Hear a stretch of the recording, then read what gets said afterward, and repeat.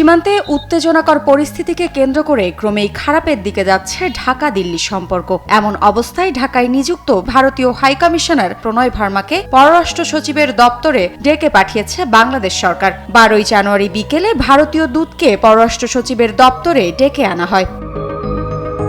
আধা ঘন্টার বেশি সময় ধরে পররাষ্ট্র সচিবের দপ্তরে ছিলেন ভারতীয় হাইকমিশনার প্রণয় ভার্মা। সচিবের দপ্তর থেকে বেরিয়ে সাংবাদিকদের সঙ্গে কথা বলেন ভারতীয় দূত। এ সময় প্রণয় ভার্মা বলেন, সীমান্তে কাঁটাতারের বেড়া দেওয়ার বিষয়ে আলোচনা করার জন্য পররাষ্ট্র সচিবের সঙ্গে বৈঠক করেছি। We have an understanding with regard to fencing the border for security. Our two border guarding forces, BSF and BGB, have been in communication in this regard. We expect that understandings will be implemented.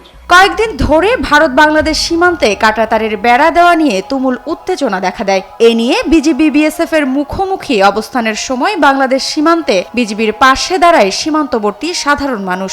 সীমান্তে BGB সতর্ক অবস্থায় আছে বলে জানান স্বরাষ্ট্র উপদেষ্টা মোহাম্মদ জাহাঙ্গীর আলম চৌধুরী। বিজিবির সাথে আমাদের জনগণ খুব শক্ত অবস্থান নেওয়ায় এরা কিন্তু অন্যান্য জায়গা থেকে কাজ তারা বন্ধ করতে বাধ্য হয়েছে।